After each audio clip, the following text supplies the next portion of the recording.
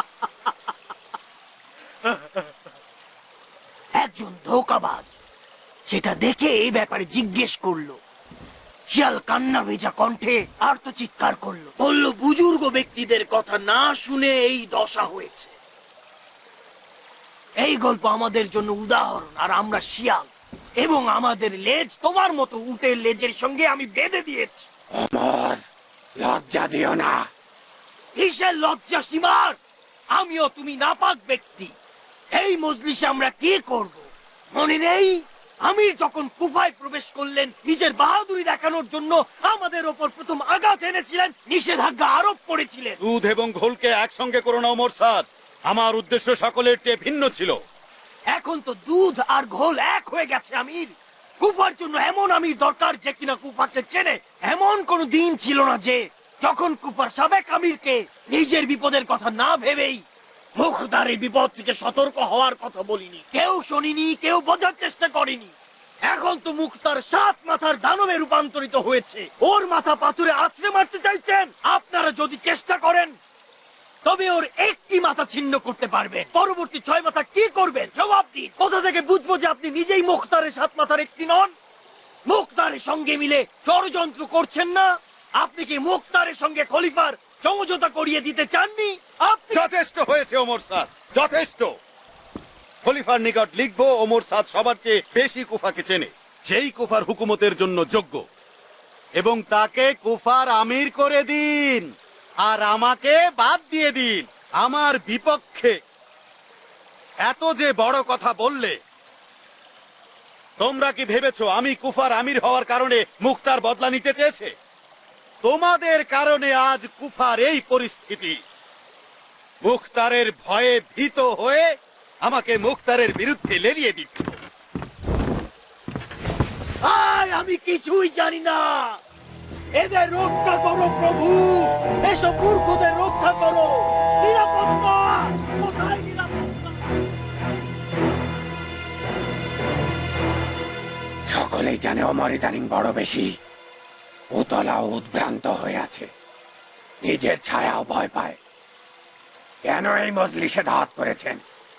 দাওয়াত না করলে আবারও খলিফার নিকট পত্র লিখত আর আমাদের ভাগ্য নির্ধারণ করত। কে বিন ইয়াজিদের খবরাখবর খলিফাকে লিখে জানিয়েছে ভেবেছো? অনুমতি দিলে আমরা 2-4টা কথা বলতে পারি। বলো শাবাস, বলো। তোমাদের দাওয়াত দিয়েছি একসঙ্গে বসে একটা উপায় খুঁজে বের করবার জন্য। ওমর সাদ কেন মুখ ফিরিয়ে নিল জানি না। আমি তো এখনো পর্যন্ত কোনো অপমান তাকে করিনি। মানুষ মাত্রই নানা রকম ভুল করে থাকে।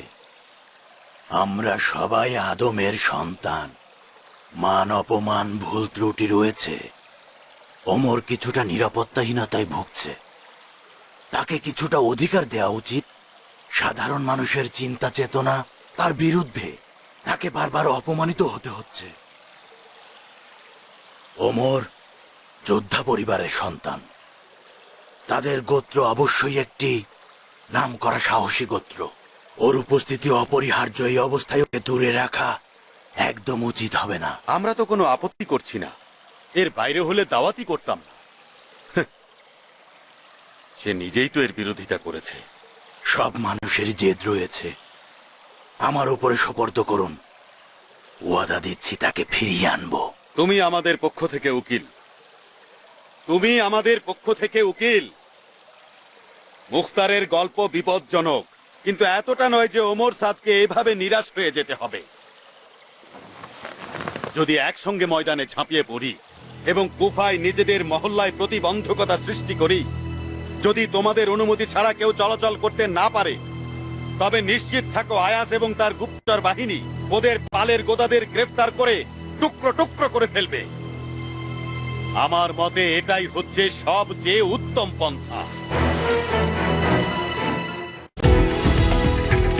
তুমি গাধার পিঠ থেকে নামো, সকলের পেরেশানি দূর করো। খোদার কসম, মুক্তার বিজয়ী হলে সে 7 মাথার দানব হবে, যার খাদ্য হবে আমাদের মাথার মগজ। তোমরা নিজেদের মনের হতাশার কথা বলছো। মুখতারের সঙ্গে কি করতে হবে জানি। আমার জন্য চিন্তা না করলেও চলবে। যদি কোনো কথা থাকে বলো, সবাই তোমার সঙ্গে রয়েছি। দেখলাম তো তুমি ও সীমার কিভাবে ওই ছোট লোকটার তোষামোদী শুরু করেছে। আমি ওকে আমার বাড়ির দারোয়ানও রাখতাম না। আর তোমরাও কি নেতা মেনে নিচ্ছ? আমার এখানে কোনো দরকার দেখছি না। তুমি আমাদের একজন বুদ্ধিজীবী ওমর, এইসব কথা তোমার মনে হচ্ছে না? আল জুবাইরিদের কর্মকাণ্ড ধর্মবিরোধী, মুনাফিকি। নিজেদের স্বার্থে তোমাদের দাওয়াত দিয়েছে, কাজ শেষ হলে ধোঁকা দেবে। এই ভবিষ্যৎবাণী আমি এখনই করতে পারি, তুলে ছুঁড়ে ফেলে দেবে। ওরা জাতিগতভাবে ধোঁকাবাজ। মনে রেখো, যদি এই কথার কোনো ব্যতিক্রম হয় তবে আমি ওমর সাদেকটি বেজন্মা। মনে হয় তোমার বুদ্ধি লোপ পেয়েছে, সীমারের ভাষায় মতিভ্রম হয়েছে। আমরা সবাই জানি কুফাই উমাইয়াদের নিকট আল জুবাইরিদের সাহায্য চাওয়া একটা প্রতারণা, কিন্তু উপায় কি? ভালো হচ্ছে মুক্তারের তিরস্কার ও অপমানের চেয়ে আল জুবাইরিদের জন্য গাধার খাটুনি খাটবো। অন্ধতার লাঠি দুইবার হারায় না। তোমরা যদি জুবাইরিদের পা চেটে শান্তি পাও, যাও চাটো। আমি এর মধ্যে নেই। গাধার পুত্র গাধা, আবার গাধার পুত্র গাধা হওয়ার চাইতে মুখতারের হাতে মৃত্যু আমার জন্য অধিক ভালো।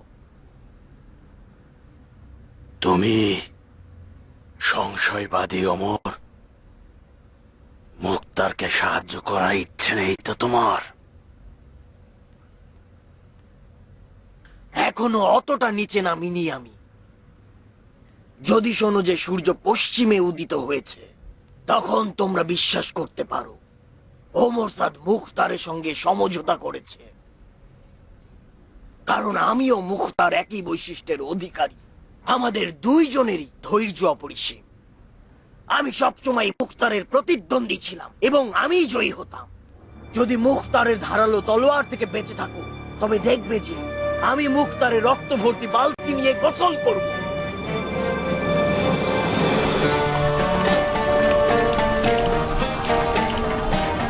আবু নেওয়াজ, তুমি এখনই চুলা কমিয়ে দাও, খুব ভালো করে রান্না করো। জি বানু। উম্মে সাহাব, লবণ দাও। ঠিক আছে বানু। এরা কতদিন পর্যন্ত এই লঙ্গরখানায় খাবে আর ঘুমাবে? জানি না বোন, যা মনে হচ্ছে সৈন্যবাহিনী ওদের মালিককে গিলে না ফেলা পর্যন্ত কিছুতেই ছাড়বে না।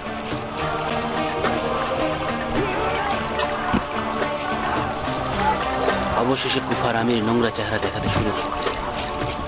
সে যুদ্ধের মোকাবেলা করতে চাইছে, তাও আবার কারবালার ওই জঘন্য পশুদের নিয়ে। আমি এই দিনটির জন্যই অপেক্ষা করছি। আল্লাহ জানতো ওমর সাদকে কুফার মাটি থেকে একেবারে মুছে ফেলবে। কিন্তু ওই বেঈমান যদি সেদিন যুদ্ধের ময়দানে না আসে, তাহলে ওমর সাদ ধুরন্ধর, ওর ময়দানে আসার দরকার নেই। আমরাই ওকে খুঁজে বের করব, যে করে হোক বের করব।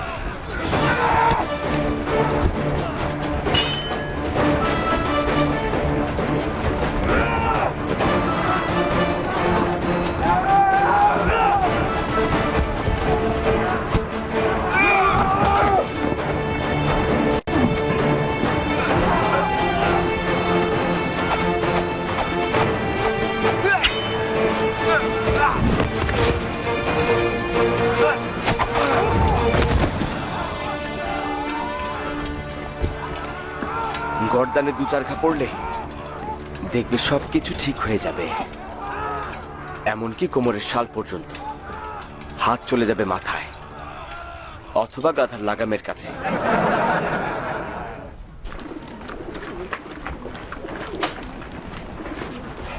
কোথায় যাচ্ছেন? তোর পিতার হত্যাকারীর শিকারে যাচ্ছি। পিতার হত্যাকারী? এখনো পর্যন্ত এমন কেউ জন্ম নেয়নি।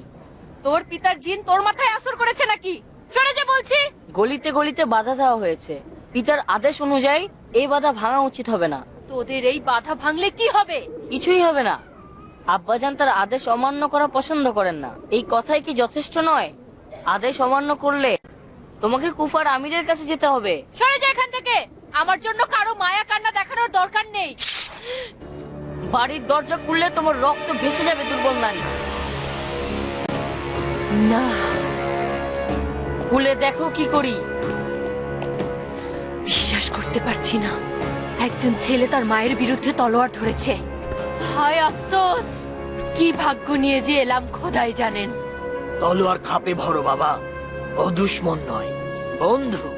আব্বাজান, আপনি আপনার বন্ধুদের হাতে কম আঘাত সহ্য করেননি। আপনার নিজের ভাষায় রাজনীতি মাতা পিতা চেনে না। এই মহিলা আমাদের বন্ধু হলে বাধা মানতো না।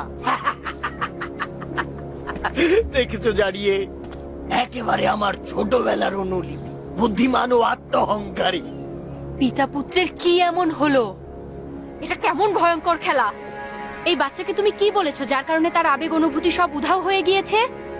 হায় হতভাগা জারিয়ে, হায় হতভাগা জারিয়ে, তোর উপরে খোদার শত অভিশাপ পড়ুক। এই শয়তানের বাচ্চার জন্ম আমি দিয়েছি? আমার বিশ্বাস হচ্ছে না যে তুই তোর মাকে হত্যা করতে চেয়েছিলি। আবারও কান্নাকাটি শুরু হলো। আব্বাজান, এই মহিলা এমন কেন? কেমন বলো তো বাছা ধন? ঘ্যান ঘ্যান করে, প্যান প্যান করে, কান্নাকাটি করে। কি করছো? দুর্বল নারী, রক্ত কেটো হয়ে গেছো। আমার বিরুদ্ধে তলোয়ার ধরেছে, তোকেও তো ফিরে কাটতে দেখাবো আমি। দুর্বল নারী, তোর কলিজা বের করে আনবো।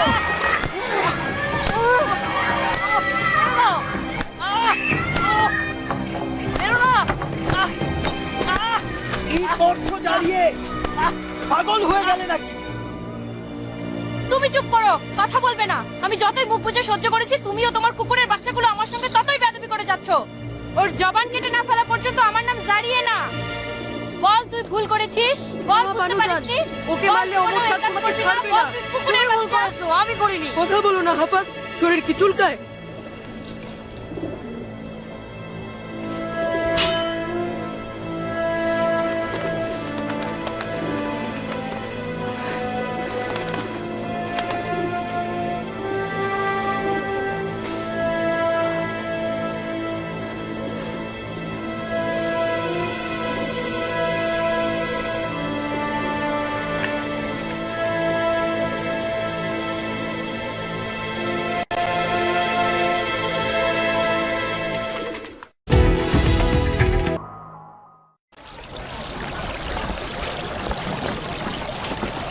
তোমার ধারণা ঠিক ছিল মুখতার।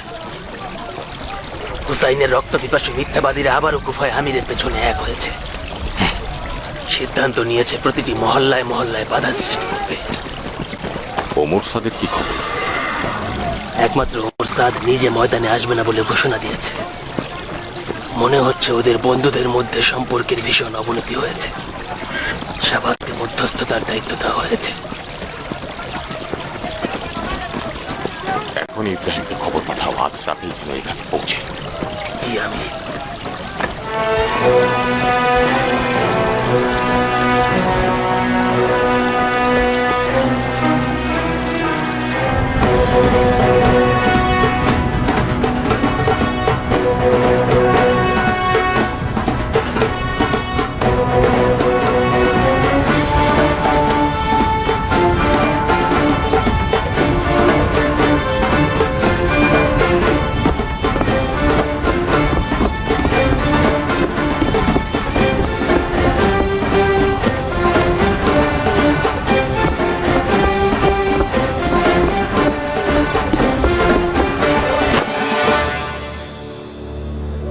যেও না আম্মাজান, কুফার অলিতে গলিতে বাধা দিচ্ছে।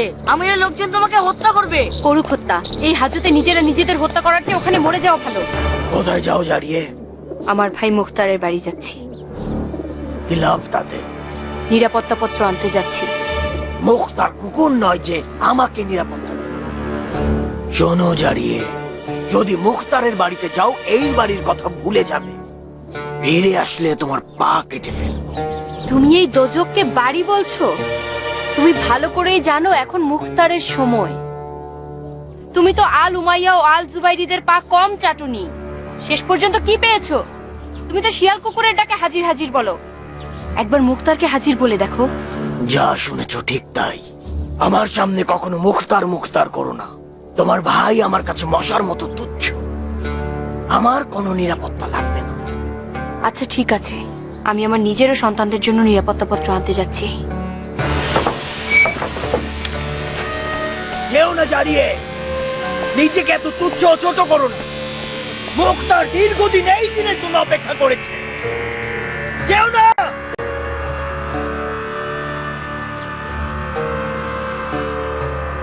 আল্লাহ তোকে ধ্বংস করবে মুখতার।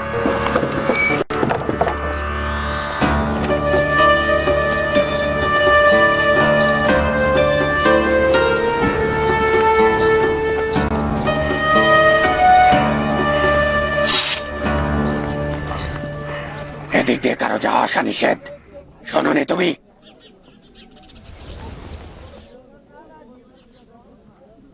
দুঃখিত বানু, বাধা তুলে দাও। আমাদের লোক সৈন্যদের মধ্যে কয়েকজন বানুকে এগিয়ে দাও। না, দরকার নেই। প্রয়োজন হলে আমি নিজেই কাউকে না কাউকে নিয়ে যেতাম।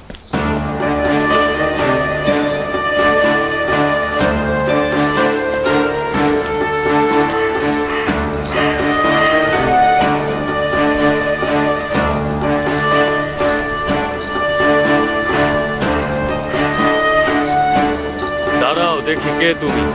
কোথায় যাচ্ছ? আমার ভাইয়ের বাড়িতে যাচ্ছি। একা কেন? কেন কোনো পুরুষ তোমার সঙ্গে নেই? সম্ভবত আমাদের পুরুষেরা মরে গিয়েছে। আপনার এসব বিষয়ে নাক না গলানোই ভালো মনে হচ্ছে। বুলবুলির ন্যায় কথা বলো না তুমি। এমন কিছু করবে না যার কারণে খাদেমদের মনোরঞ্জনে পাঠাতে বাধ্য হব। তারা ভালোই আদব কায়দা শেখাবে। আমাকে আদব কায়দা শেখাবে? তোমার আদব কায়দা থাকলে পথ বন্ধ করতে না। আমি হচ্ছি ওমর সাদের একমাত্র স্ত্রী। এসো, আদব কায়দা শেখাও। আপনার পালকিতে বসে গোলামদের কাঁধে চড়ে সব জায়গায় আসা যাওয়া করা উচিত। এভাবে একা চলা ঠিক নয়। যদি বলতেন আপনি কে, তাহলে কেউ আপনার পথে বাধা হয়ে দাঁড়াতো না। দুঃখিত বাধা দেওয়ার জন্য। তুমি আমাকে প্রশ্ন করেছো আমি কে? অনুমতি দিলে সঙ্গে কাউকে পাঠাতে পারি। এতটা সাহস মনে হয় তোমাদের নেই যে মুখতারের বাড়ি পর্যন্ত যাবে।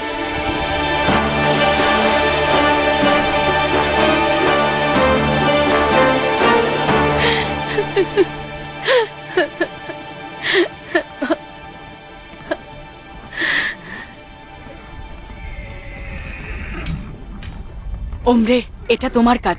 শুধু তুমিই মুখতার ও জারিয়ের মধ্যে মধ্যস্থতা করতে পারবে। নারিয়ে, খোদার কসম ভয় পাচ্ছি। তুমি তো মুক্তারকে ভালো করে চেনো। চলো সবাই মিলে আম্মাজানের কাছে যাই।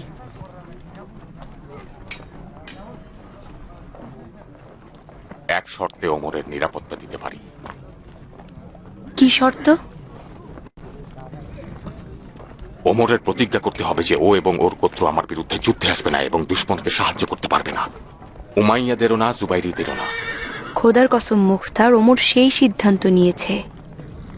অন্য কিছু চাইলে এতক্ষণে নিজের লোকজন নিয়ে ময়দানে চলে আসতো এবং গলিতে গলিতে বাধা দিত।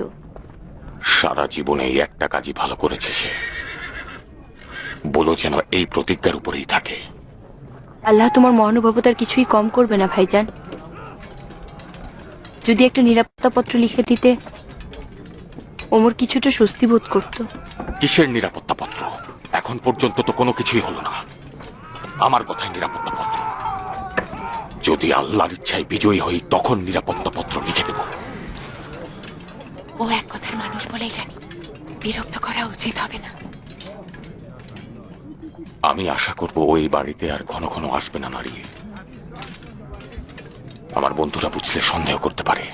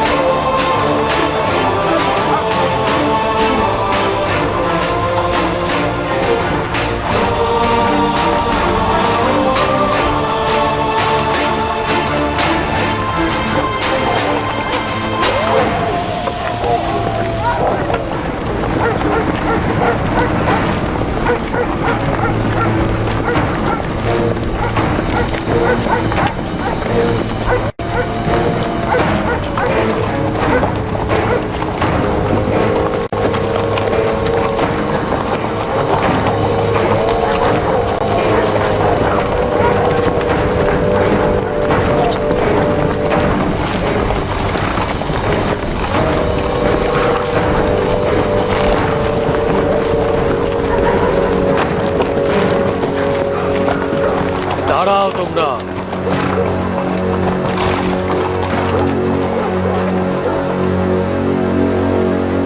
মনে হচ্ছে ইব্রাহিম। আশতারের মৌমাছিরা কুফার হুকুমতের ফুল থেকে মধু আহরণ করতে এসেছে।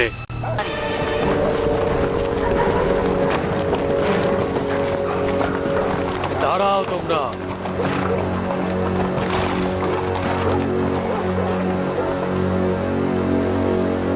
মনে হচ্ছে ইব্রাহিম। আশতারের মৌমাছিরা কুফার হুকুমতের ফুল থেকে মধু আহরণ করতে এসেছে। সঙ্গে সাকাফিদেরও জুটিয়েছে, সহজে হার মানবে না মনে হচ্ছে। তোমরা কি বাধা দেওয়ার কথা শোনোনি? শকুনের মায়াকান্না মনে হচ্ছে। বড় গাধাটাকে সামনে আসতে বলো, দেখি তোমরা কে এবং কোন গোত্র থেকে এসেছো। আমরাও মানুষ, জানোয়ারের ভাষা আমাদের জানা নেই। তোমাদের মধ্যে যদি কোনো মানুষ থেকে থাকে তাহলে সামনে এসে সে বলুক, আমরাও তখন মানুষের মতোই উত্তর দেব। তোমরা যদি আদম হতে তবে কুফার আমিরের হুকুম অমান্য করে বাধা ভেঙে প্রবেশ করতে না। তোমাকে বন্দী করা হলো ইব্রাহিম। কি অপরাধে? কি অপরাধে? 1, বাধা ভাঙা। 2, বিদ্রোহী মুখতারের বাড়িতে যাওয়ার ইচ্ছা করা। 3, কুফার আমিরের বিরুদ্ধে ষড়যন্ত্রের স্পষ্ট প্রমাণ থাকা। রাস্তাটা খুলে দাও বলছি। যদি খুলে না দেই? আবাকুতন, শুনে যাও। যেতে পারি আমির? যাও, ওকে আত্মসমর্পণে বাধ্য করো, নয়তো এখানেও রক্তপাত করা হবে। জি আমির।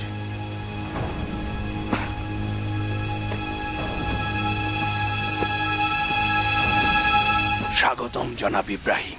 মারহাবা কুতন, তোমার বর্ষাটা একটু দেখি।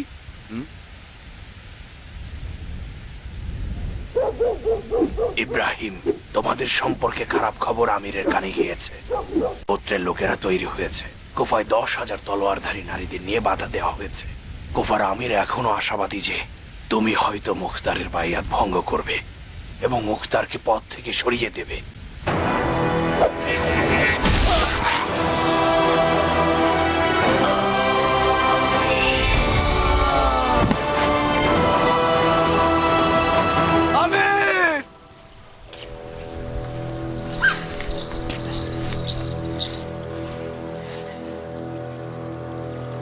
এটা ইনসাফের যুদ্ধ নয়।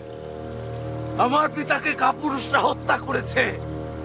ওই নাকুই গোত্রের মহিলাকে বিধবা করতে না পারলে হাতে চুরি পড়ব। ইব্রাহিমের রক্তে গোসল করব। ওর মাকে শোকে পাথর বানাবো। এই কাফেরদের রক্ত অবশ্যই ছড়াবো। ওদেরকে ধ্বংস করে দেব।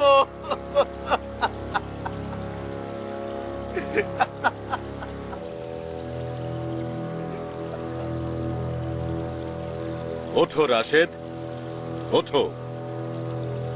তোমার মতো বীর পুরুষের মেয়েদের মতো কান্না মানায় না। দাঁতে দাঁত চেপে কঠিন প্রতিশোধের অপেক্ষা করো। তোমার পিতা সম্মানের সঙ্গে মারা গিয়েছেন। বিচার না হলে শান্তি পাবো না।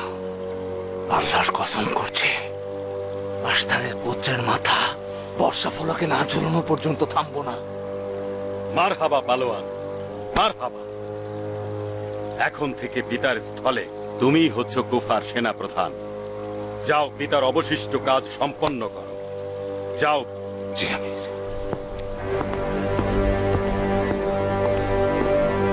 তাহলে মুসিবত দেখা দিল। তোমার জন্য মুখতার খুবই খারাপ সময় অপেক্ষা করছে।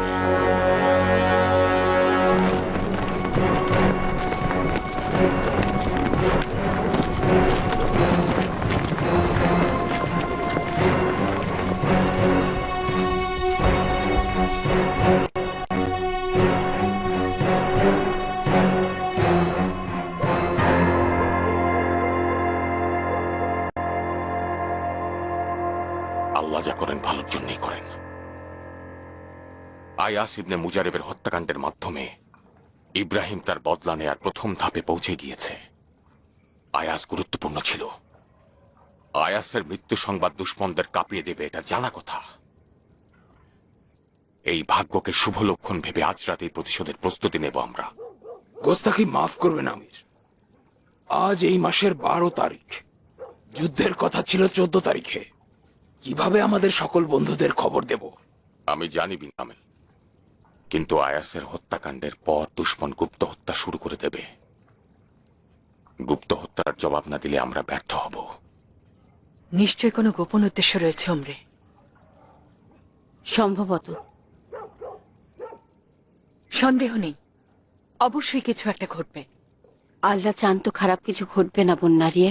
যুদ্ধ মানে তো খারাপ কিছুই বোন। যে যুদ্ধের পরিকল্পনা মুখতারের মাথায় খেলা করছে, সে যুদ্ধকে খারাপ নয় তো কি ভালো বলতে চাও তুমি? আমরা চাই বা না চাই যুদ্ধ হবেই। আল্লাহ যদি চান তবে তারা ব্যর্থ হবে না। মুখতার এখনো তার সব বন্ধুদের এক করতে পারেনি। গর্বিত, আমি গর্বিত মুক্তার। খোদার কসম, এটা আমার জীবনের সবচাইতে মধুর সময়। ইমাম হোসেনের জয় হোক।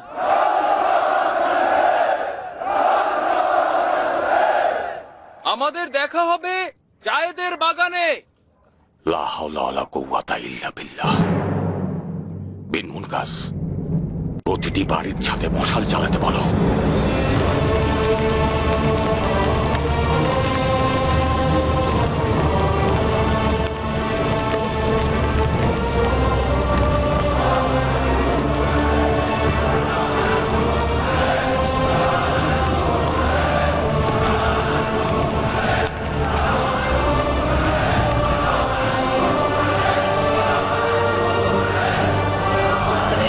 কি আজব মশাল জ্বালিয়েছে!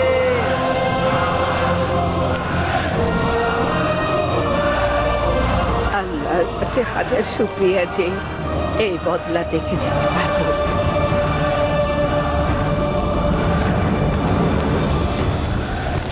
চন্দ্রের অবস্থান তো আমাদের বিপরীতে নয় সবিত। আপনার নামে আকাশে একটা তারকারাজির চিহ্ন দেখেছি। এই তারকা সবচাইতে বেশি আলো ছড়ায়।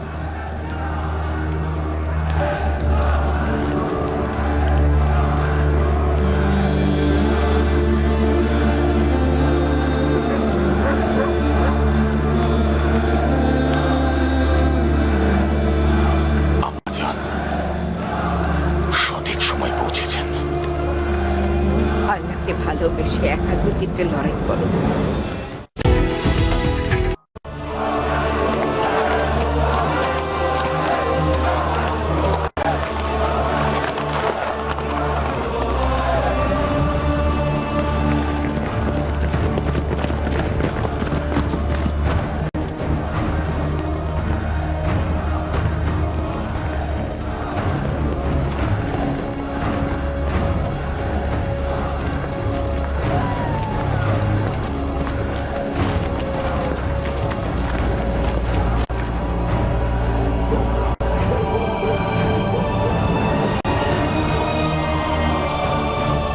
বিপদে পড়েছে। বাড়িগুলোতে আগুন লেগেছে নাকি? না আমির, বাড়ির ছাদগুলোতে মশাল জ্বালিয়ে রেখেছে। কিসের জন্য? এ সবই মুক্তারের মোজেজা। আমি তো শুনেছি যখন মুক্তার বদলা নেবে, উপার প্রতিটি বাড়ির ছাদে আগুন জ্বলবে। হায়, বড়ই আজব। তাহলে মুখতারের হুকুমতের ইচ্ছে নেই, রেসালাতের দাবি করবে। খোদা মাফ করো, খোদা মাফ করো। এই মিথ্যাবাদীর কাছে কোনো কিছুই অসম্ভব নয়। এখন আবার মোজেজার ভণ্ডামি নিয়ে হাজির হয়েছে।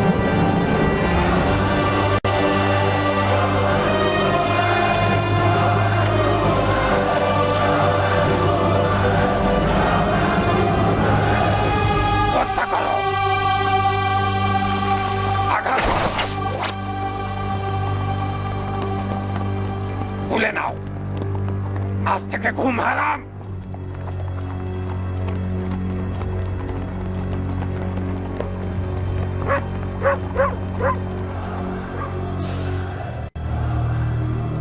শোনো, শুনতে পাচ্ছ? এই বিজয় টিকবে না।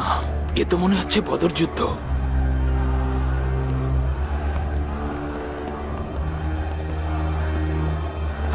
তাতেই মুক্তারের বন্ধুদের হাজার।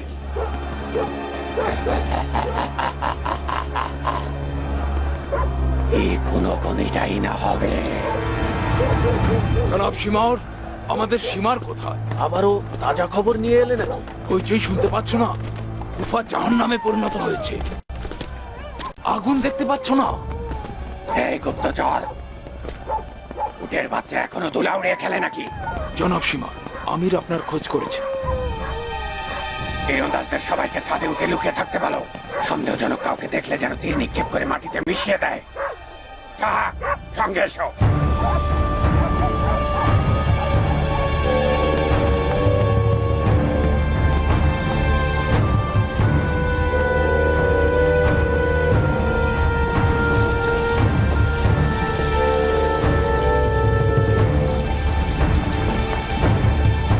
শোকাহত আমিরকে সান্ত্বনা দেওয়ার ভাষা আমার নেই। আয়াসের খুব দ্রুত চলে যাও কিছুতেই মেনে নিতে পারছি না।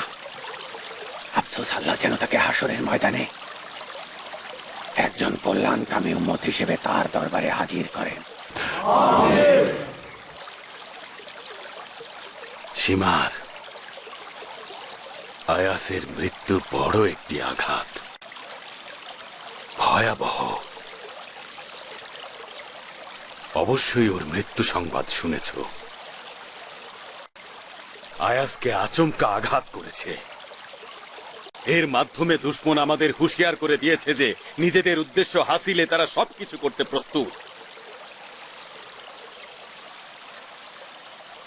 খোদার কসম, মুখতারের বিদ্রোহের বিরুদ্ধে জনগণকে জাগিয়ে তোলার এখনই সময়। আমার কাবিলা আমিরের জন্য উৎসর্গ করে দিয়েছি। আজ থেকেই দুশমনের হামলা প্রতিহতের শপথ নিয়েছি।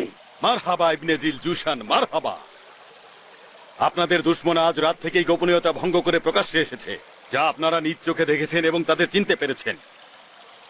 চাইছিলাম আপনারা একত্রিত হয়ে মারিফাতের বাইয়াত গ্রহণ করবেন। আজ রাতের শুভ উদ্যোগ আমাদের সন্তুষ্ট করবে। আল্লাহ যেন আপনাদেরকে বেহেশতে সাহাবীদের সঙ্গী করেন।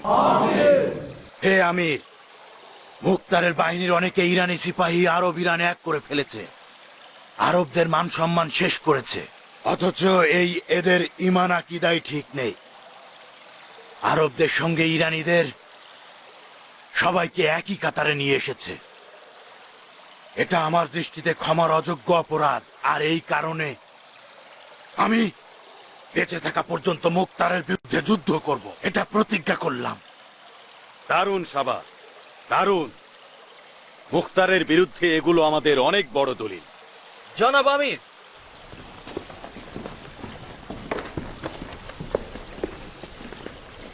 কুফাবাসী মসজিদে একত্রিত হয়েছে, তারা আপনার জন্য অপেক্ষা করছে। খুবই ভালো কথা। তাহলে এখনই চলে যান, মুখতার ও তার ইরানি সৈন্যদের বিরুদ্ধে নতুন করে সৈন্য সমাবেশ করুন।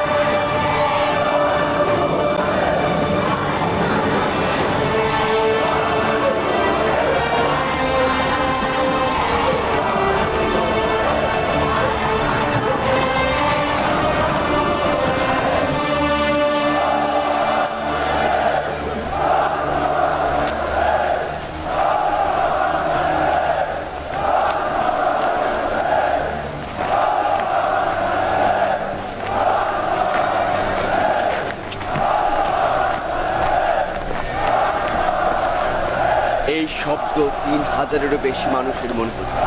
কিয়ানের বাহিনী বরাবরের মতোই নিজেকে প্রমাণ করেছে। আসলে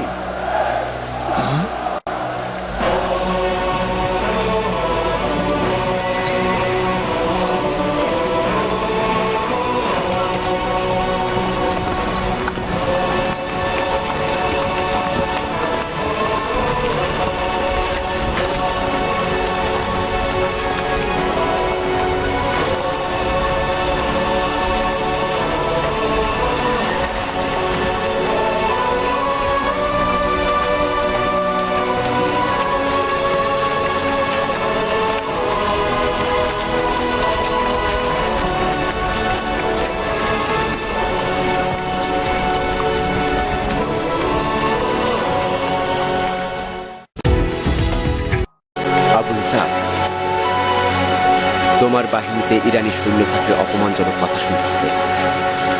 এই দিকটির কথা একবারও চিন্তা করেছো? জানি ইব্রাহিম, আমি জানি। আরবের অভিজাত সম্প্রদায় ইরানিদেরকে গোলাম এবং তুচ্ছ মনে করে।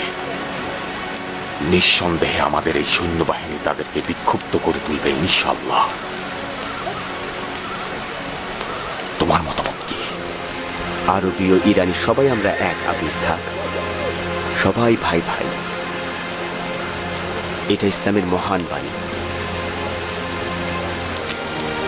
তোমার হুকুমতে এই বিষয়টি যেন নজরে থাকে, নয়তো কোনো মূল্য থাকবে না। আমরা কারবালার এই কলঙ্ক মুছে দেব এবং সুন্দর একটি রাষ্ট্র করব ইনশাআল্লাহ। তোমার কথাটাই ঠিক ছিল ইব্রাহিম। আল্লাহ যদি আমাকে ভালো না বাসত তাহলে তোমাকে পাশে পাওয়া সম্ভব হতো না। সান্ত্বনা দিচ্ছ না তো আবু ইসহাক? আজ রাতে তোমার কাছে সকল দিক থেকে যে হত্যাকাণ্ডটি করেছি সেটা এড়িয়ে আমাদের দায়বদ্ধতা বাড়িয়েছ। বিশ্বাস করো, আইয়াসকে হত্যা করতে চাইনি। আমার নিজের এখতিয়ারে ছিল না। আল্লাহ ক্ষমা করুন যে আমাকে এই হত্যার আদেশ দিয়েছিল। সে শয়তান ছিল না তো?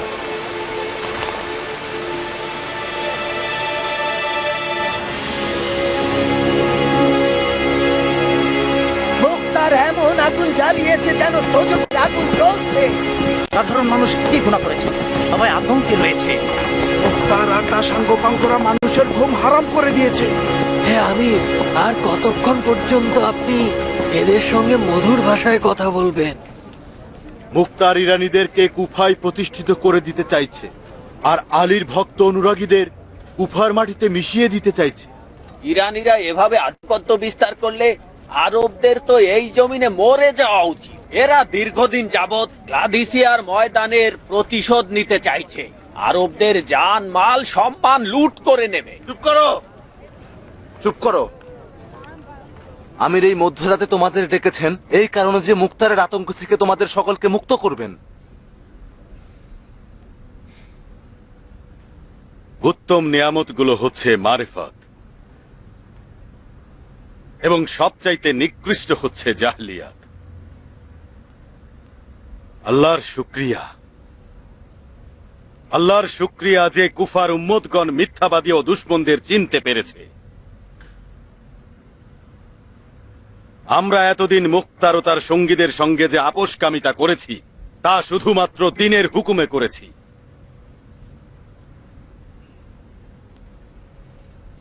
আজ রাত থেকে যেহেতু দুশমন মাস্তি, জুয়া এবং তলোয়ার খেলায় মত্ত হয়েছে, তাদের কোনো নিরাপত্তা দেওয়া হবে না।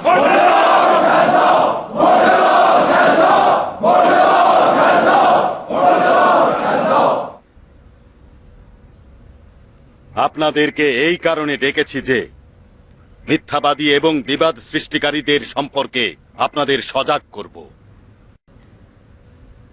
আল্লাহর শুকরিয়া যে আপনারা দুশমন ও তাদের আকীদা সম্পর্কে সচেতন রয়েছেন। অতএব বেশি কিছু বলার দরকার নেই। সব সময় নিজেদের অস্ত্র সঙ্গে রাখবেন, কোনরূপ আতঙ্কগ্রস্ত হওয়ার প্রয়োজন নেই। আল্লাহ তাআলা আপনাদের হাতে এই মিথ্যাবাদী গোমরা বেদিন দুশমনদের অবশ্যই ধ্বংস করবেন।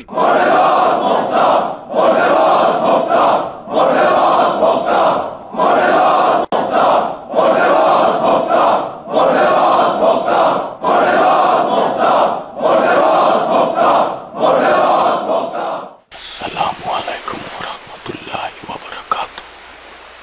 আল্লাহু আকবার। আসসালামু আলাইকুম ওয়া রাহমাতুল্লাহি ওয়া বারাকাতুহু।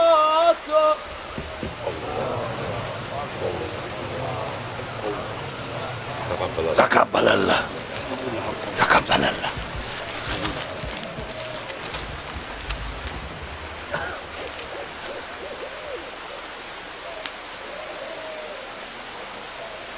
আব্দুর রহমান। জি আমির। উবাইদাকে এখানে আসতে বলো।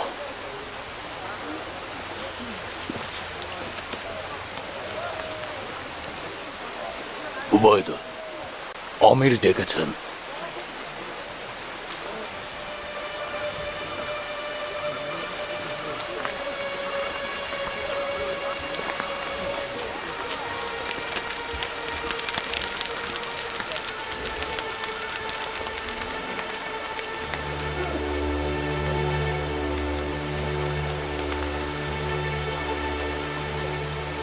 তাকাব্বালাল্লাহ আমির, কোনো ফরমাইশ ছিল? বসো।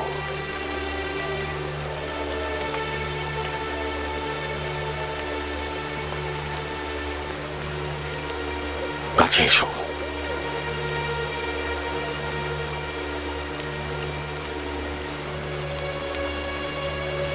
হা করব।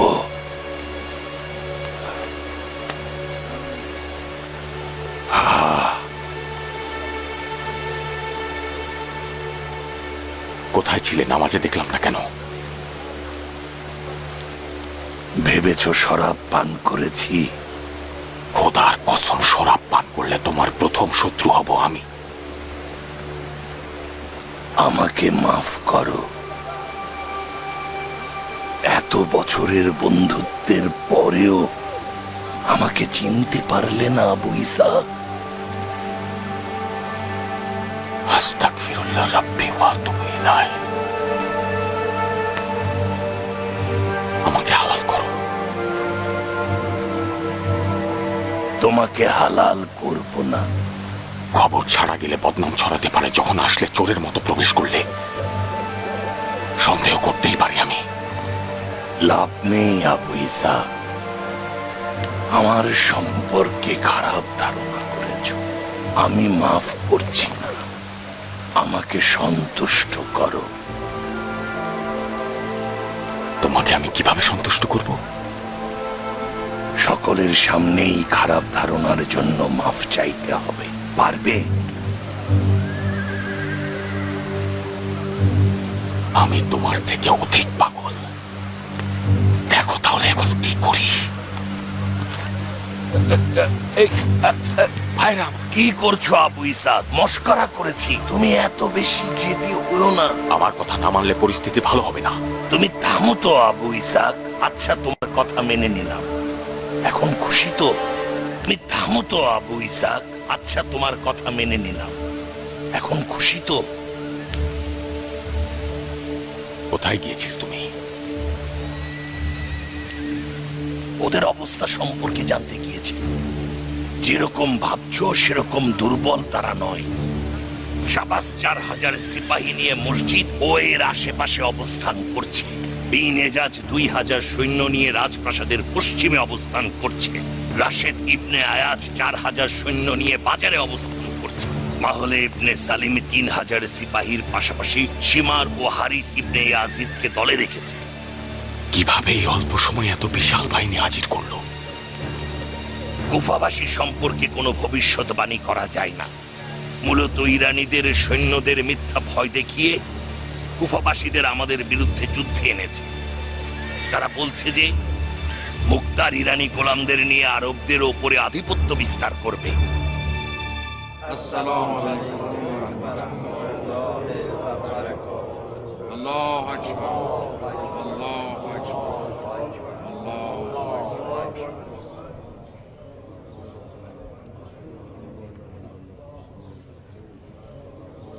নামাজ এত দ্রুত শেষ করে ফেললে শাবাস। ছোট সূরা পাঠ করার পরিবর্তে বড় সূরা পাঠ করলে ভালো হতো না? ইরানের দেইলামিরা তোমাদের উপর হামলা করেছে, আর এই সময় তোমরা কিনা নিশ্চিন্ত মনে বসে বসে ছোট বড় সূরা পাঠ করছো?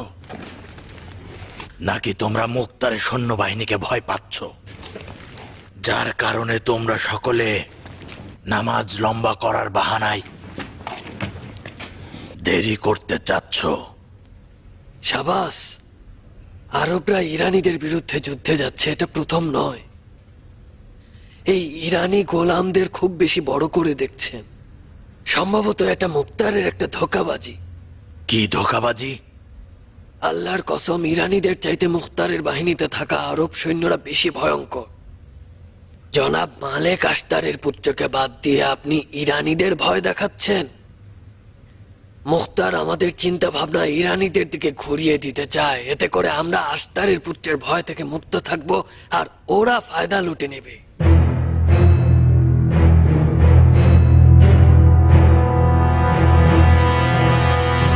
দুশ্মনদের সংখ্যা 3 গুণ।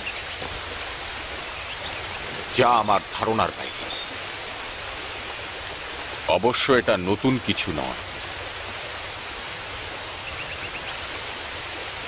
আমি এবং আমাদের অসংখ্য বন্ধু এই সব অভিজ্ঞতার মুখোমুখি হয়েছি জওয়ান ভাইয়েরা। বিজয় দুশ্মনের সংখ্যার উপর নির্ভর করে না, পবিত্র মনে ও আল্লাহর পথে যুদ্ধ করলে বিজয় লাভ করা। আল্লাহর প্রতি ভালোবাসা থাকতে হবে, তাহলে বিজয় সুনিশ্চিত। অবশ্য ধৈর্য একটা শর্ত, সন্দেহ নেই, এটা মহান আল্লাহর ওয়াদা। আমরা 3 দিক থেকে দুশ্মনের উপরে হামলা করব। রাশেদ ইবনে আয়াস ইব্রাহিম মালিক আশকারের, শাবাস ইবনে রাবি ইয়াজিদ ইবনে আনাসের জন্য। বাকিদের আমার জন্য নির্ধারণ করলাম। দুশ্মন পরাজিত হলে তাদেরকে ভাইয়েরা অনুসরণ করা যাবে। বাড়িতে প্রবেশ করলে তাদের নিরাপত্তা নিশ্চিত করতে হবে। কোনোভাবেই কোনো রকম বিশৃঙ্খলা অথবা কোনো রকম যুদ্ধ বাড়ির ভেতরে কোনো অবস্থাতেই নেওয়া যাবে না। শহরের মধ্যে ঘোড়সওয়ারি থেকে পদাতিক বাহিনী বেশি ভালো। অতএব উত্তম হচ্ছে দুশ্মনদের ঘোড়া থেকে নেমে যুদ্ধের জন্য প্রলুব্ধ করা। দুশ্মনদের তীরন্দাজ থেকে সাবধানে থাকবে, তারা সম্ভবত বাড়ির ছাদে লুকিয়ে থাকতে পারে। আমাদের পরবর্তী সাক্ষাৎ হবে কুফার দারুল হুকুমের ঠিক সামনে। ইমাম হুসাইনের জয় হোক।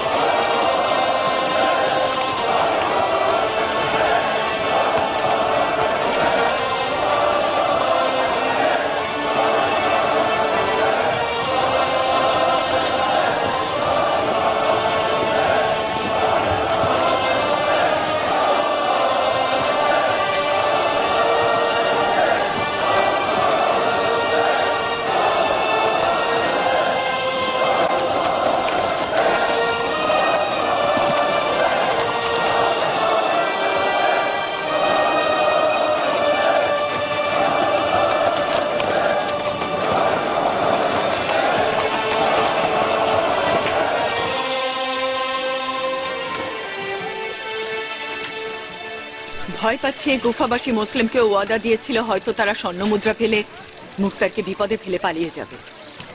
অপেক্ষা করো নারিয়ে, কিছুটা ভালো চিন্তা করো। কেন মন্দ চিন্তা করছো? ভেবে নাও কুফাবাসী মুসলিমের ঘটনায় অনুতপ্ত, তাদের ফুলের প্রায়শ্চিত্ত করতে চাইছে। ভালো চিন্তা করব। যুদ্ধ শুরু হলে সকলে ইঁদুরের গর্তে লুকাবে। মুক্তারের মতো বুদ্ধিমানের অন্তত এই কুফাবাসীকে বিশ্বাস করা উচিত হবে না। নারিয়ে, ওর পেছনে ইরানের দেইলামিরা রয়েছে। কুফার অভিজাত আরবগণ অলিতে গলিতে বাধা সৃষ্টি করছে। অল্প কয়েকজন ইরানি দেইলামি দিয়ে কি প্রতিদ্বন্দ্বিতা সম্ভব? ইব্রাহিম আশতার ও তার গোত্র সিংহের মতো মুক্তারের সঙ্গে রয়েছে। মালেক আশতার তো আর গোরস্থান থেকে উঠে আসবে না, তার পুত্ররা যোগ দিতে এসেছে। শোনো, আমাদের সিংহ পুরুষরা এসে পড়েছে, সৈন্যরা কুফায় প্রবেশ করেছে। কার কাছ থেকে শুনেছো? কারো কাছে শুনিনি বানু, আমি নিজ চোখে দেখেছি। মানুষের ঢল নেমেছে, সারি সারি সৈন্য কুফার দরজা দিয়ে প্রবেশ করেছে, একেবারে জায়দের বাগান পর্যন্ত। কি আজব বাহিনী! কুফায় বীর পুরুষদের পায়ের ধুলিতে গরম গরম করছে। মাটিতে কান পেতে শুনে দেখো, ওদের পদধ্বনি শুনতে পাবে। নির্লজ্জ নারী, যে দলবল নিয়ে মসজিদে গিয়ে ওমরের গায়ে পাথর নিক্ষেপ করেছিলে, তুমি সেই না? হ্যাঁ বানু, আমিই ছিলাম। এমন কাজ করেছি ওমর দিনের আলোতে মুখ দেখাতে লজ্জা পাচ্ছে। আমি মুক্তারের কাছ থেকে একটা বোঝা হালকা করে দিয়েছি। দেখো রে বানু, এই হলো সেই বোকা মহিলা। মুসলিমকে হত্যা করার জন্য ইবনে জিয়াদকে সুযোগ করে দিয়েছিল। সন্দেহ নেই আবারও কোনো উদ্দেশ্য নিয়ে এসেছে, মুক্তারের বদলা নেওয়ার ইচ্ছাকে ধুলোয় মিশিয়ে দিতে। তোমার কথাবার্তা কিন্তু সীমারের তলোয়ারের চাইতে কম ধারালো নয়। ভালোই আঘাত করা শুরু করেছো। ওমরে বানু, আমাকে তিরস্কার করার অধিকার তার রয়েছে। মুসলিমের ঘটনার জন্য আমি নিজেও নিজেকে দায়ী মনে করি। সেই জ্বালায় আমি এখনো চলছি। আমার স্বামী তওবাকারী ছিল, এই নলবার্দে শহীদ হয়েছে। সকলের ভালোর জন্য নিজে মন্দ কপাল নিয়ে বেঁচে রয়েছি। এটা কেমন কথা বোন? আমাদের সবারই ধোঁকা খাওয়ার সম্ভাবনা রয়েছে। শয়তানের কাজ এটাই। তওবা করা জিহাদের পর্যায়ে পড়ে। খবর দিয়ে ভালো কাজ করেছো। আমরা আবারও তোমার সুসংবাদ শোনার অপেক্ষায় রইলাম। আমাকে মাফ করো ওমরে বানু। তোমার সতীনের বদভ্যাস হলো মুখের ভাষা খুবই খারাপ। সতর্ক থাকবে যেন ওমরসাদের খালি জায়গা পূরণ না করে। আমরা সিংহীর মতো মুখতারের পাশে সব সময় আছি।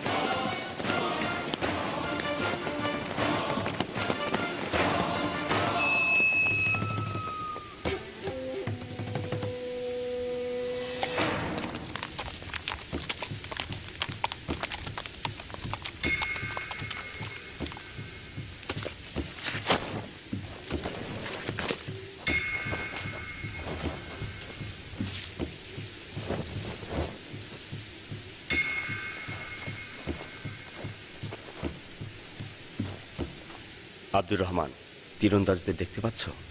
দেখতে পাচ্ছি। ওদের অকেজো করা তোমার দায়িত্ব। তোমার তীরন্দাজদের আমাদের ঢালের মাঝে লুকিয়ে রাখো এবং সামনে এগিয়ে যাও। ধীরে ধীরে দুশমনদের দিকে খেয়াল রেখে এগিয়ে যাবে। কেউ দাঁড়ানোর চেষ্টা করলেই তীর নিক্ষেপ করবে।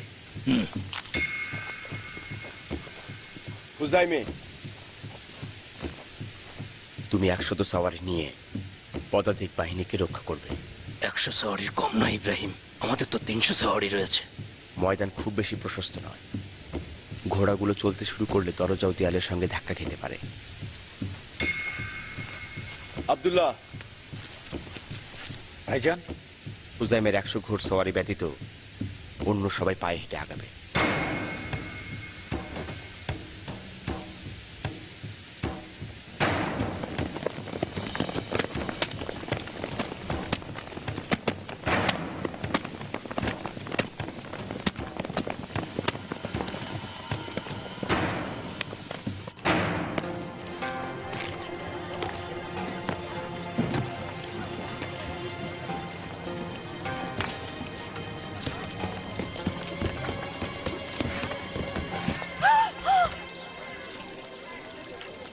ভয় পেও না হেজাবধারী মহিলা। তুমি কে? এখানে কি করছো? আমি মারিয়ে, তোমাদের বাড়ির পাশেই থাকি। তুমি এখানে কেন এসেছো? এটা কি ধরনের ছদ্মবেশ তুমি ধারণ করেছো? সীমারের সিপাহীদের মতো লাগছে, তাই না? তোমার স্বামী কি গুহায় আশ্রয় নিয়েছে নাকি? তুমি কি সীমারের ছদ্মবেশ ধরে ওকে বন্দি করবে? নারিয়ে, তুমি কি আসলেই বোকা নাকি বোকার ভান ধরো? চুপ! প্রশ্ন করেছি আমার ঘরে কেন এসেছো? এই বাড়ি শুধু তোমার নয় বাদশা খানম, বদলা নেয়ার ঘাঁটি। কি শুনছি এসব? ঘোমটা নারীর আবার কি বাহাদুরি, বদলার সঙ্গে সম্পর্ক। মৌমাছির মতো ভ্যান ভ্যান করো না, আমার মেজাজটা ভালো নেই, সব কথা সহ্য করতে পারছি না। খুব বেশি ছটফট করছো টিকটিকি, বোঝা যাচ্ছে খিটখিটে স্বভাবের কারণে বুদ্ধি হারিয়েছো। বানু ওমরে, তুমি আমারও তোমার সতীনের মধ্যে মধ্যস্থতা করো। আমরা কেউ কারো কথা বুঝতে পারছি না, সিদ্ধান্ত নিতে পারছি না, শুধু ঝামেলা করে ফেলছি। তোমাকে যে কেউ এই ছদ্মবেশে দেখলে আটকে উঠতে পারে। চেহারায় কিছুটা সাদা দাগ থাকলে তো সীমারের মতো লাগতো। আমার কি করা উচিত ছিল? আমি শুধু এই লেবাসে কিয়ানের খবর আমার স্বামীর নিকট পৌঁছাতে সক্ষম ছিলাম। ঠিক আছে, তাড়াতাড়ি পোশাক পরিবর্তন করে ফেলো, যাও। নারিয়ে, আমি মারিয়ে, তুমি ভয় পেয়ে গিয়েছিলে। আমি লজ্জিত বোন।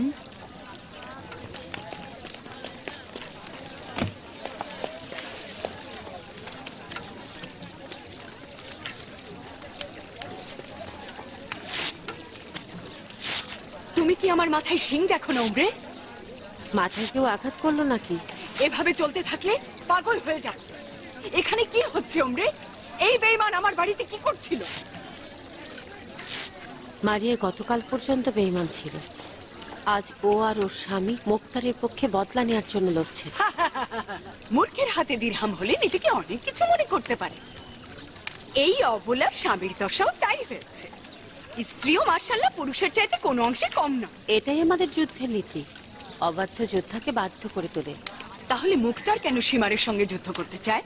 কেন নিজের নীতি দ্বারা সীমারকে অনুগত করছে না? যাদের হাত হুসাইনের রক্তে রঞ্জিত হয়নি তাদের ক্ষেত্রে অবশ্যই কিছুটা ছাড় দেয়া হবে। যেমন ইবনে হোর, মারিয়ের স্বামী। এটা ঠিক উমাইয়াদের নিমক খেয়েছে, কিন্তু কারবালা থেকে দূরে থেকেছে। ভালো। এই নারী এবং তার স্বামী কি করতে চাইছে? কিয়ান কি খবর দিয়েছে? ইবনে হোর কিয়ানের সৈন্যদের একটা অংশ, আমি যতটুকু জানি। ওদের সীমারের মতো বেশ, ওরা ছদ্মবেশ ধারণ করে দুশ্মনদের তীরন্দাজদের বিভ্রান্ত করে রাখবে।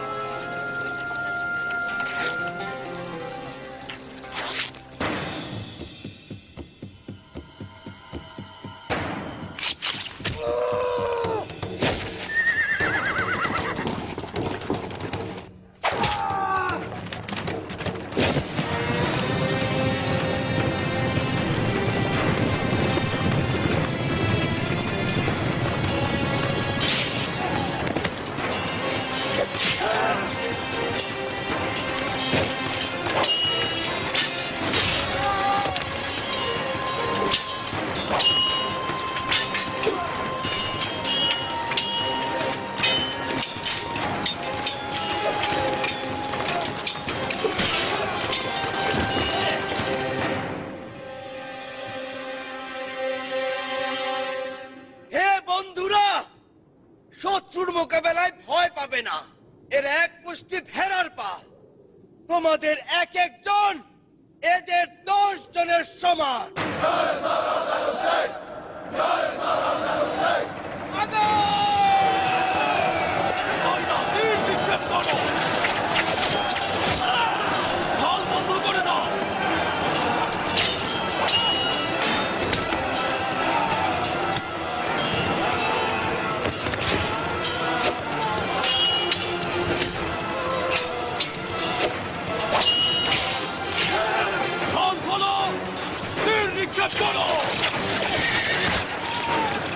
দেখো, এটা আমাদের আরেকটা শিকার। আরো তীর নিক্ষেপ করা উচিত।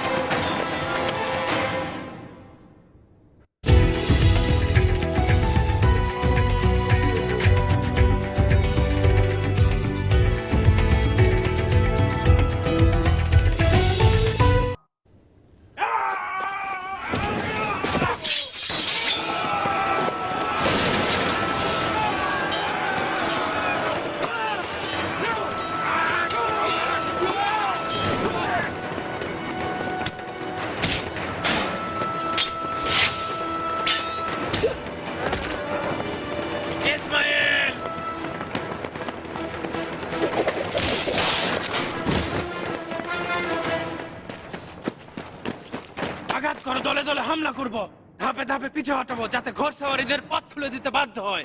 দাও আহমদ।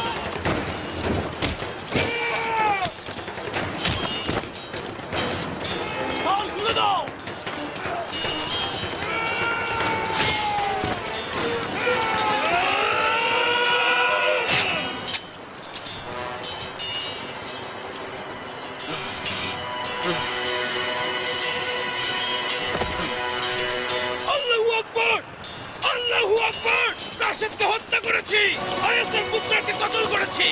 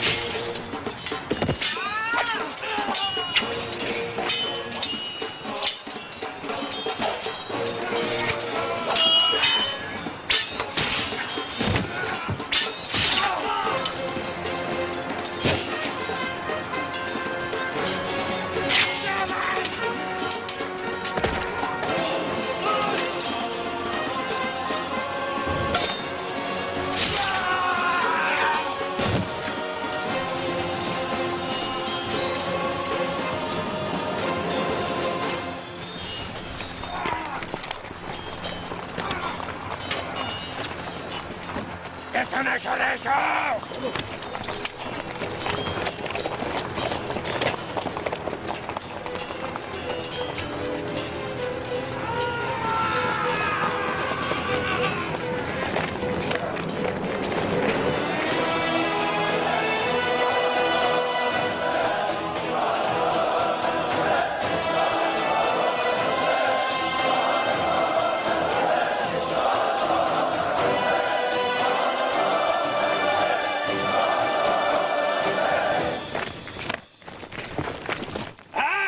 এবার তোদের পালা। মহান বিজয়ী এগিয়ে যাও।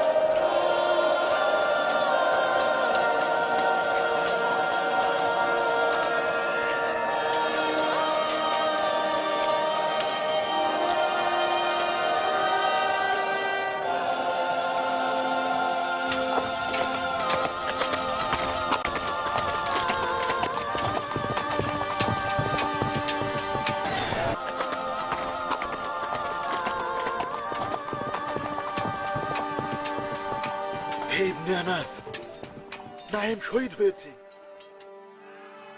হরিগণ সব ফিরে এসো, এসো,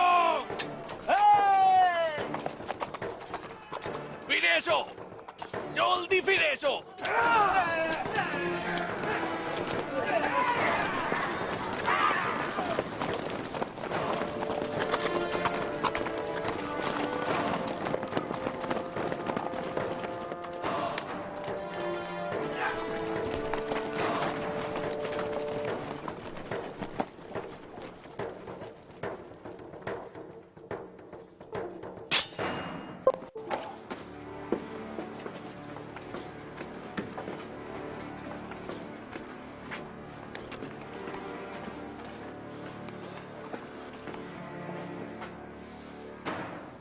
বাজারে মাছ বিক্রি বাদ দিয়ে তুই এখানে যুদ্ধ করতে এসেছিস?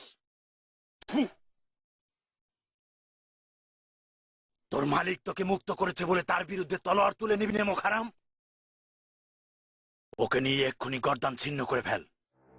তুই আসল বিবাদ সৃষ্টিকারী শাবাস। আর যদি না হতো তোর নাম শাবাস হতো না বেঈমান। যে নবীর নাতির প্রতি কোনো রহম করেনি সে কি করে আমার ব্যাপারে রহম করবে?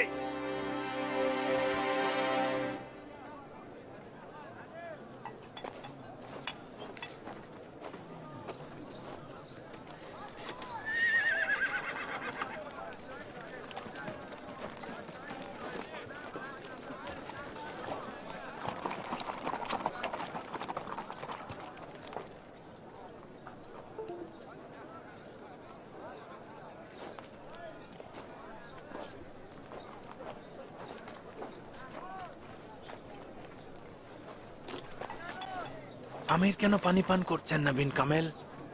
আমার ধারণা উনি রোজা। রোজা? তাও আবার এই যুদ্ধের মধ্যে? আজ রোজা না রাখলে কি হতো? বিন হদাইস, আবু ইসাক নিজের সম্পর্কে আমাদের চেয়ে ভালো জানে।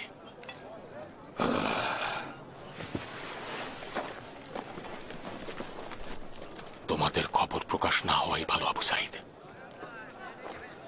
বিন কামেল, আমির, সিপাহীদের নিয়ে রওনা হতে হবে। যত দ্রুত সম্ভব বিন আনাসের নিকট পৌঁছাতে হবে। কিছু ঘটেছে আবু ইসাক? বিন আনাস ঝামেলায় পড়েছে মনে হচ্ছে। কিয়ান কোথায়? আশেপাশে কোথাও আছে। আসতে বলো, জলদি ইব্রাহিমকে খবর দিতে হবে। জি আমির।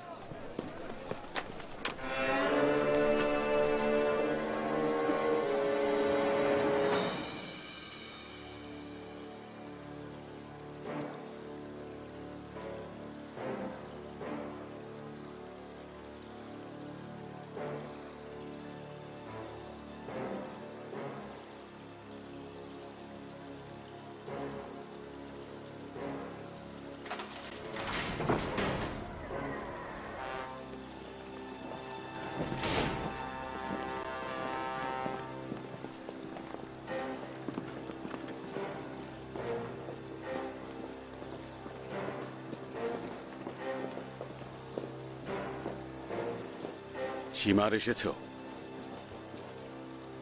এভাবে ফিরে এলে? আমরা কিছু ভেড়ার পাল নিয়ে নেকড়ে শিকার করতে ময়দানে গিয়েছিলাম। কিছু খাওয়া দাওয়া করে পালিয়ে চলে এলাম। আফসোস যে এই ভীতুদের হাতে তলোয়ার তুলে দিয়েছি। তাহলে তুমিও খালি পায়ে শেয়ালের মতো ফিরে এসেছো? দুশ্মনের সব কথাবার্তার চেয়েও শক্তিশালী আমির। ওদের শক্তি বিবেচনায় নেওয়া উচিত ছিল। তোমাদের সংখ্যাও কিন্তু দুশ্মনের চাইতে 3 গুণ বেশি ছিল সীমার। তোমরা তো নিজেদেরকে আরবের বিখ্যাত যোদ্ধা বলে মনে করো। কিছু সংখ্যক গোলামের কাছে নিজেদের অক্ষমতা এভাবে প্রকাশ করতে লজ্জা করছে না? আমির, মুক্তারের লোকজন আমাদের দলের মধ্যে ঢুকে পড়েছিল। তীরন্দাজগণ ছাদে ছিল ঠিকই, কিন্তু একটি তীরও নিক্ষেপ করেনি। কেন জানেন? মুক্তারের সৈন্যরা আমাদের লেবাসে আমাদের দলে লুকিয়েছিল। তীরন্দাজরা দিশেহারা ছিল। শাবাসও তোমাদের মতো অবস্থায় ছিল। সে তো দুশ্মনদের হাতে পরাস্ত হয়নি। সত্যি শাবাস প্রতিরোধ করেছে। শাবাস বীরের মতো যুদ্ধ করেছে, দুশ্মনদের পরাস্ত করেছে। বারিকাল্লাহ শাবাস। রাশেদের কি খবর? পিতার মৃত্যু সহ্য করতে পারেনি রাশেদ। পিতার সান্নিধ্যে চলে গিয়েছে। শহীদ হয়েছে? হ্যাঁ, কিন্তু জান দিয়ে যুদ্ধ করেছে। রাশেদ ও আয়াসের মতো 10 জন সেনাপতি থাকলে মুখতারকে মশার মতো তালুতে পিষে ফেলতাম। আসলে এই পিতা ও পুত্র বিশ্বস্ত সেনাপতি ছিল।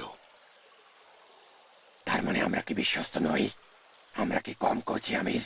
আমাদের কি বিশ্বস্ততা প্রমাণের জন্য ওদের মতো মৃত্যুবরণ করা উচিত ছিল? গোস্তাখি মাফ করবে, এই সব কথা বলার সময় এখন নয়।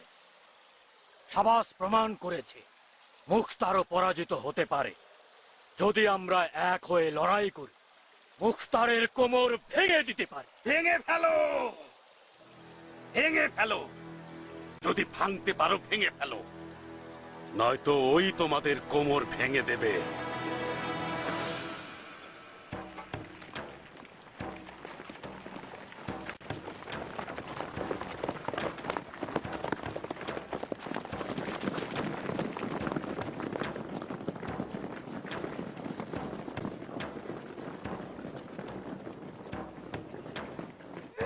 আমাকে ছেড়ে দাও, আমাকে ছেড়ে দাও, আমাকে ছেড়ে দাও। আমি কিছু করিনি, সত্যি কিছু করিনি, আমাকে ছেড়ে দাও, আমাকে ছেড়ে দাও। কি হয়েছে? সব মিথ্যা। ওর এই অবস্থা কেন? ওমরে যান, এই শয়তান শুকরটা শাবাসের গোয়েন্দা। আমাদের সব খবরাখবর শাবাসের কাছে গিয়ে ফাঁস করে দেয়। মিথ্যা, বাবা মায়ের কসম, পয়গম্বরের কসম, সব মিথ্যা। এই, সবকিছু ঠিকঠাক খুলে বল। আমি নিজের চোখে দেখেছি ওমরে বানু। শাবাস মুখতারের এলাকায় সৈন্য পাঠাতে চাইছে, একে পাঠিয়ে খবর নিতে চাইছে, আমাদের এখানে হামলা করতে চাইছে। বুঝতে পেরেছেন? কিন্তু চেহারা থেকে তো মনে হচ্ছে না এই লোকটা গুপ্তচর। ও এই হাবাগোবা ভাব ধরেছে শুধুমাত্র আমাদেরকে ধোঁকা দেওয়ার জন্য। বল, কত স্বর্ণমুদ্রার বিনিময়ে এই কাজ করেছিস তুই? যে কাউকে প্রশ্ন করতে পারে না, আমি গুপ্তচর নই। আপনারা কেন বিশ্বাস করছেন না আমার কথা? না, কোনো মিষ্টি কথা বলে কাজ হবে না। চোখে গরম পানি দিলে ওর মুখ ঠিক খুলবে বলে আমার মনে হচ্ছে। ওর মুখ খোলার ব্যবস্থা আমি এখনই করছি। আচ্ছা ঠিক আছে, চোখে গরম পানি দেয়া লাগবে না। তোমরা কোন গোত্রের লোক? আমরা সাহেব ইবনে মালিকের গোত্রের লোক ওমরে বানু। জলদি সাহেবকে খবর দাও, শাবাসকে পরিকল্পনা করছে। জলদি। ঠিক আছে বানু, কিন্তু কিন্তু এই লেজ কাটা শিয়ালকে মুক্তি দেবেন না। শাবাস খারাপ উদ্দেশ্য নিয়ে আগাচ্ছে। এই ধোঁকাবাজের কোমর ভেঙে দিতে হবে। আচ্ছা ঠিক আছে, জলদি যাও। চলো সবাই। আল্লাহ যেন কোনো কাফের কেউ নারীদের হাতে বন্দি না করে। খোদার কসম বানু, আমি নিরপরাধ। বিনা কারণে আমাকে ধরে এনেছে। চুপ করো, এখনই বোঝা যাবে। ওকে একটু পানি দাও, ভয় পেয়েছে।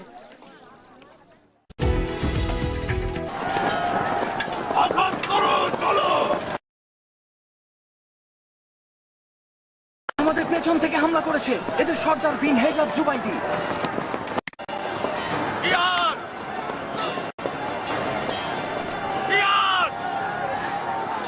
জলদি ইব্রাহিমের নিকট খবর পৌঁছে দাও, সে যেন কোনো অবস্থাতেই দারুল হুকুমের দিকে না যায়। বিন হেজার জুবাইদি আমাদের পেছন থেকে হামলা করেছে, ইব্রাহিম যেন ওর পেছন থেকে হামলা করে। তার মানে আমরা অবরুদ্ধ হয়েছি। হ্যাঁ, জলদি করো।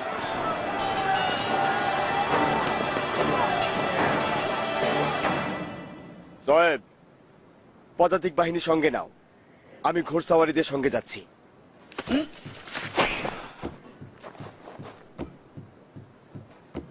ঘোড়সাওয়ারি, তোমরা সবাই নেমে পড়ো।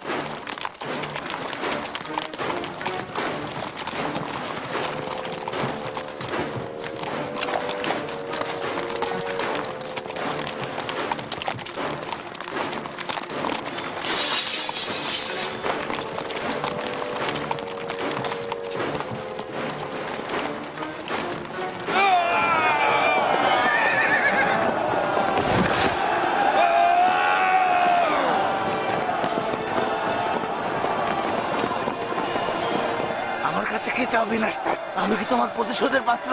আমাদের মাঝে কি কোনো পূর্বের শত্রুতা রয়েছে? এই সময়টাকে মনে রাখ ভেড়া কোথাকার। যদি সাহস থাকে তাহলে আমাদের বীরত্বের কথা বল।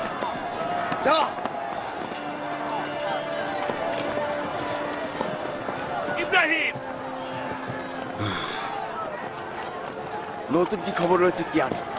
শাহবাজ বেমানটা এখনো বেঁচে রয়েছে? আবু ইসহাক অবরুদ্ধ হয়ে পড়েছে ইব্রাহিম। বিন হেজাজ জুবাইদি পেছন থেকে হামলা করেছে। আবু ইসহাক খবর দিয়েছে তুমি যেন পেছন থেকে এই অবরোধ ভেঙে ফেল।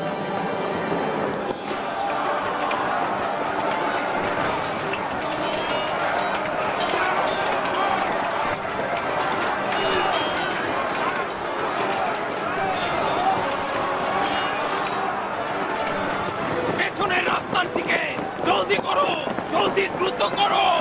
সবাই পেছনের রাস্তার দিকে সরে এসো, সরে এসো দ্রুত।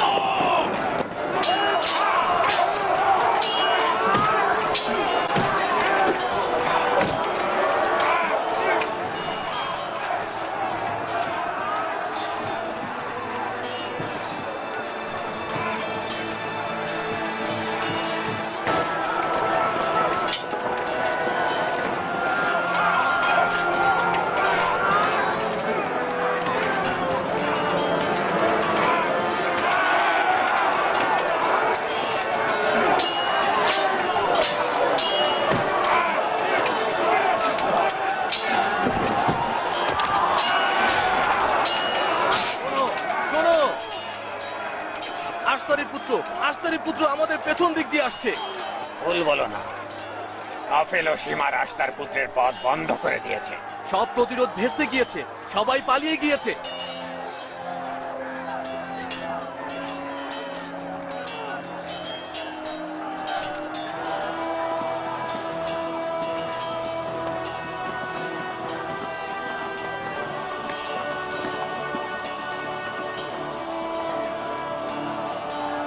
এখানেই থাকো, সামনে যাওয়ার দরকার নেই। ফিরে এসো, আসল দুশ্মন আমাদের পেছন থেকে হামলা করেছে। আল্লাহ, ইব্রাহিম চলে এসেছে। বিন কামেল, পেছনে যাও। কি আমির? বিন কামেল, পেছনের রাস্তা খালি করা যাবে না। এখন আমরা দুশ্মনদের অবরোধ করব। সবাইকে ফিরে আসতে বলো। কি আমির? বিন আনাস, তুমি ময়দানের মূল পথ বন্ধ করে রাখো। পালিয়ে যেতে চাইলে ঝামেলা করবে না, পালিয়ে যাক। আমরাও শাবাসের দিকে যাচ্ছি। জি হ্যাঁ আমির।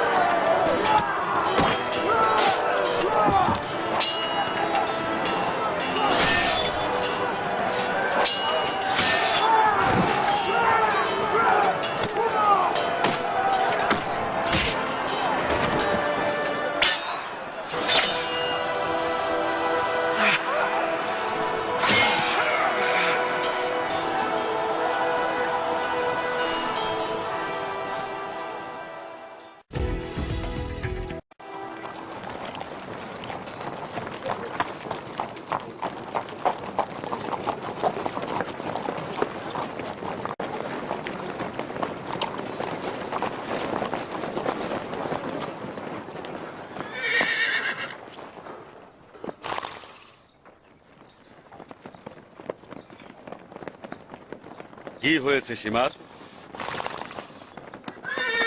আবারও পালিয়ে এসেছো? তুমি বলো না ফেল, আমি যদি আবারও কথা বলি ভাববে যে আমি বেইমানি করতে চাচ্ছি। কোনো লাভ নেই আমির। আশতারের পুত্র থাকা অবস্থায় নাউজুবিল্লাহ, আল্লাহ তার প্রতিদ্বন্দ্বী হবে না।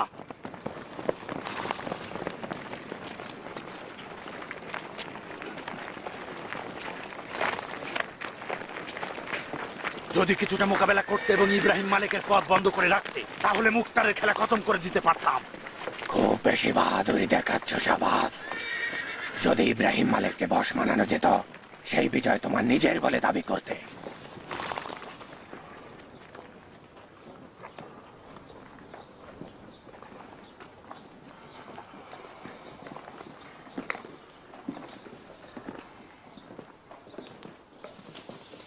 খোদার অভিশাপ তোমার উপরে পড়ুক। ওমর সাদ যদি ময়দানে আসতো, তাহলে আমরা এই বিপদে পড়তাম না।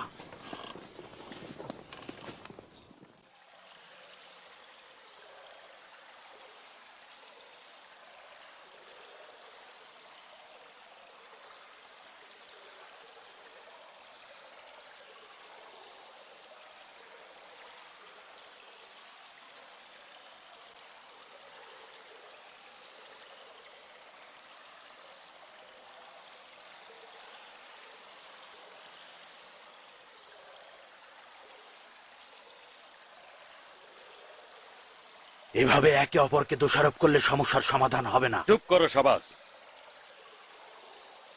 একদম চুপ। তোমাদের মতো দুর্বল মনের যোদ্ধা নিয়ে আমার ময়দানে নামা ঠিক হয়নি। মুখতারের সঙ্গে রাজনৈতিক কৌশলে সমঝোতা করা উচিত ছিল। এই পরাজয় হুসাইন হত্যাকারীদের সঙ্গে বন্ধুত্বের কারণেই হলো।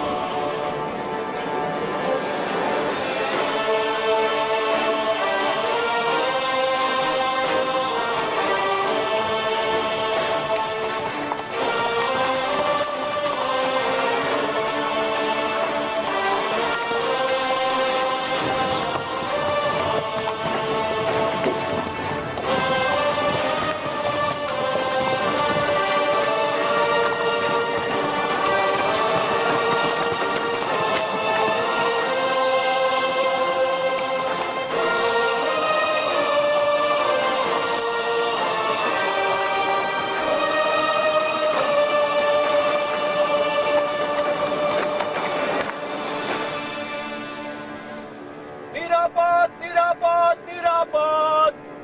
হে রাজমহলের লোক, নিশ্চিত থাকো, আর কিছুই হবে না। কেউ ভয়ে ভীত হয়েও না। কোরআনের হুকুমে, ইমানের জৌলুসে, তওবার কেরামতে, আল্লাহ তাআলার রহমতে গুনাহগার মাপ পাবে। বেঈমানরা পালাতে পারবে না। বাইয়াত গ্রহণ করো এখন। মনোপ্রাণ দিয়ে এই হুকুম দিলে হুসাইনের হত্যাকারীদের কি হবে বলতে পারো? এখন এটি একটি সাধারণ ঘোষণার উপায়। হোসাইনের হত্যাকারীদের হিসাব সম্পূর্ণ আলাদা। আল্লাহ চান তো তাই যেন হয় আব্দুর রহমান। কোনো সন্দেহ করো না, আবু ইসাক জানে সে কি করছে। এটি আমাদের হুকুমতের ভিত্তিকে শক্ত করার জন্য খুবই জরুরি ছিল। আমাদের হুকুমত? হ্যাঁ, প্রিয় আলী ভক্তদের হুকুমত।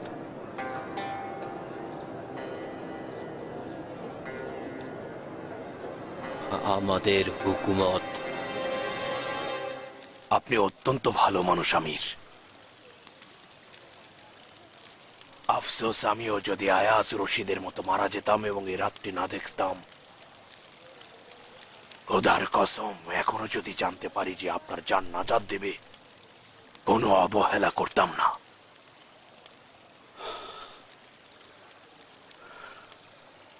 আমার মতো মানুষেরা বোধহয় ঢেউয়ের উপর সওয়ার হয়। আফসোস যদি সীমারু শাবাসের প্রতি আস্থা না রাখতেন। এই জনগণ নিজেদের জানের ভয়ে আপনাকে মুখতারের মোকাবেলায় দাঁড় করিয়েছে। আমার কথা শুনলে বলবো, তাদের প্রতি বিশ্বাস না রাখাই ভালো। যদি তারা আপনার পরিকল্পনা সম্পর্কে জানে, মুখতারের কাছে সুবিধা পাওয়ার বিনিময়ে ফাঁস করে দেবে, এতে কোনো সন্দেহ নেই। তুমি ছাড়া আমার আর কোনো বিশ্বস্ত বন্ধু নেই আবাকুতন।